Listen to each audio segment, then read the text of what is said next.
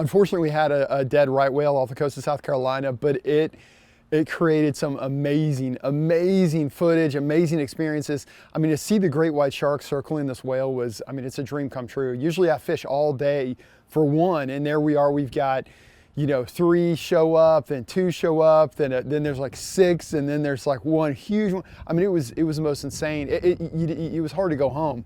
You know, seeing all that, it was really hard to leave. So I just kept going back and going back and going back. So we ended up working this whale for about 4 days, and from sun up to sundown, and it was just really amazing. It's a dream come true. I mean, here we are, we got sharks circling the boat, pushing the boat, biting the motors, and they're all great white sharks. I mean, this is in Australia, you know, this is right here off South Carolina, so it was really amazing.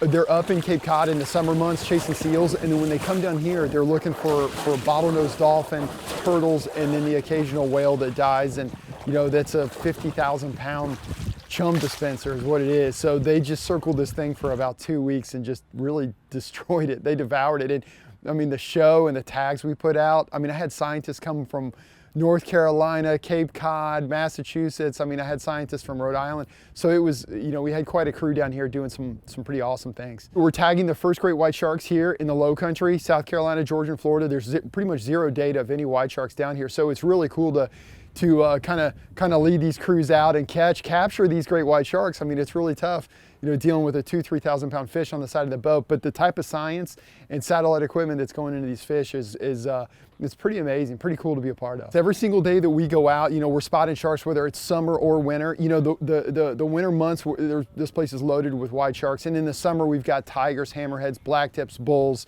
and so there's a lot of sharks here. You know, we've got our summer migration, and then we got our winter migration. The first one I ever saw in my life, I gotta be honest, I was scared to death. The first white shark I ever saw, I mean, I blacked out, I was so scared. But then you get more comfortable with them and you figure out their personality. They're actually highly intelligent, very smart fish, and they'll circle the boat. They're not the monster that, you know, that the movies have made, where they just jump in the boat and kill everybody and, you know, sink it. So after you learn a little bit about them and you get more comfortable with them, you know, it's not really nerve-wracking. It's just so exciting. I just can't explain what it's like seeing a great white shark circle the boat. There's really nothing to worry about when it comes to swimming off Hilton Head. I mean, we've got a lot of big sharks out there, but they're just not cruising the beach like they are in other areas. We haven't had a fatality since the 1840s. So the chances of getting mortally wounded are so slim. Even if you wanted to get attacked by a shark, it'd be tough. But there are some signs you want to stay away from.